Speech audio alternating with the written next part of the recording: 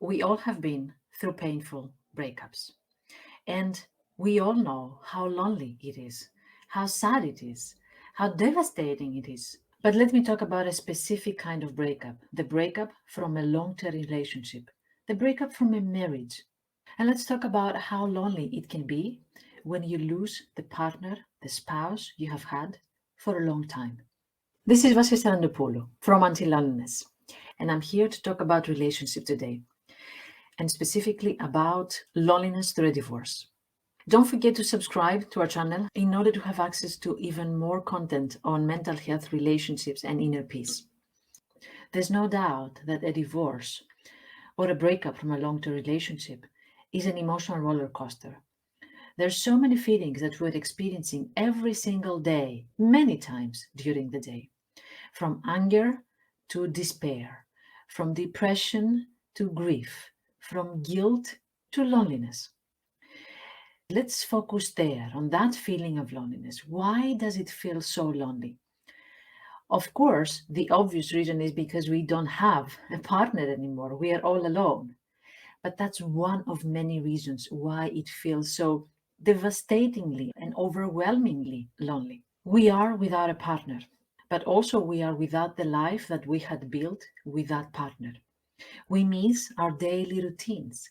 We miss the time that we spent together. We miss our best friend. This was the person that knew everything about us.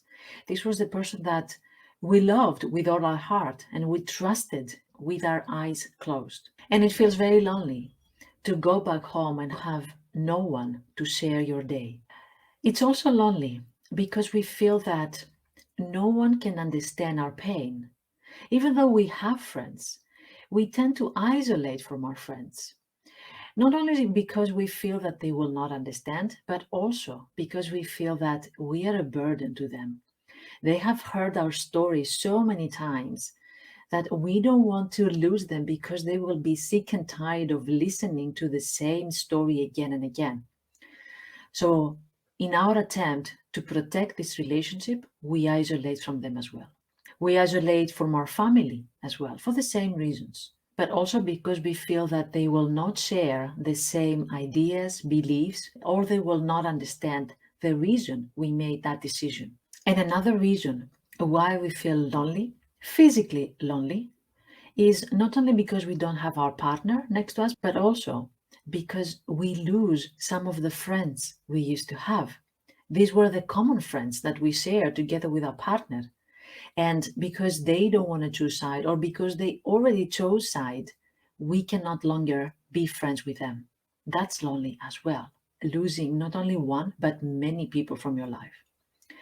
But there's also another kind of loneliness, an internal, a more emotional, not so much physical loneliness.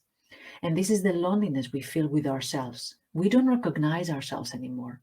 We don't feel that we are connected with ourselves anymore. One of the most common things that I hear when people join the divorce support group is, I want to find myself. I don't know who I am anymore. I don't like who I am anymore. Do you know how lonely that is? That is immensely lonely. To not recognize, to not like, to not identify part of yourself, or to lose part of yourself. Because of course you lose part of yourself. You used to have a couple identity, things that you like together, things that you did together. But these things don't belong to you anymore. They belong to the couple, but they don't have a special place in your heart anymore. So the search for a new identity is part of this internal loneliness that we're feeling, this emotional loneliness. Another reason is because we feel ashamed about our story, about our decision, or about the fact that we wanted to have a family or we wanted to have a successful marriage or a successful relationship, but then things didn't go according to plan. And we don't feel good about that. We don't feel proud of that. We feel ashamed of that. Feeling ashamed about our story is very lonely. The fact that we need to hide something that belongs to us, that belongs to our feelings and our emotional experience, is loneliness. Huh? It's a lonely place to be. Anything that we have to hide from other people make us isolate even more, make us even hide from ourselves even. That's why we spend a lot of time working and trying to hide or avoid our feelings. And also another reason why we feel lonely is because during the first period of the divorce, we are not present. We are not there with ourselves, with our body. We're not in the present moment. We are either in the past, ruminating over the past mistakes, the past decisions, the past moments with our relationship, or we are in the future thinking about how lonely our life will be, or sad, or miserable, or how difficult our life will be, but we're not in the present moment. So, anytime we're leaving the present moment, anytime we're leaving our body and we're somewhere else, and our mind wanders either in the past or the future, we're not there. We're lonely.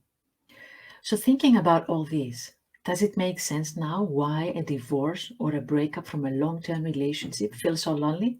It makes a lot of sense, right? So, let's see how we can feel a little bit less lonely. Sometimes we cannot avoid loneliness, but we can feel a little bit more safe when we're going through a tough moment like that. A woman that has gone through a divorce and she has sought support during her divorce said to me, besides sharing happiness, sharing grief is also a beautiful thing. I loved that she said that. That indicates how important it is that we seek for support, that we share our pain. One of the first things that I would like to ask you to do is find people that are important to you and they can understand you. Share what you're going through with them. Find a support group that you can actually connect with the people because you have been through the similar experience and they're not tired of listening to you. This is one of the most important things that you can do so that you can alleviate some of the pain and the suffering of this period. Another thing you can do is allow yourself to do tiny steps every single day. Tiny steps. Maybe the maximum time that you don't think about your divorce is only 5 minutes a day. But that's good enough because the next day or after a couple of days, it will be 10 minutes and then it will be a couple of hours. And then eventually you will go days without thinking about your divorce. But everybody starts with small, tiny steps. So allow yourself to go slowly. Another thing you can do is focus back on you. Focus on what are your priorities, what are your needs at this moment. And when I say focus on you, it doesn't mean only focus on your self care. It also means focus on what you are going through.